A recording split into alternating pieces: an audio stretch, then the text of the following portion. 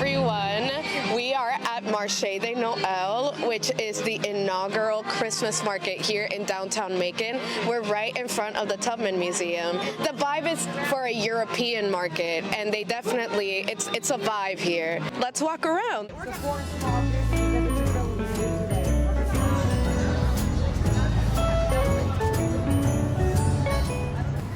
It truly takes a village to make a Christmas village.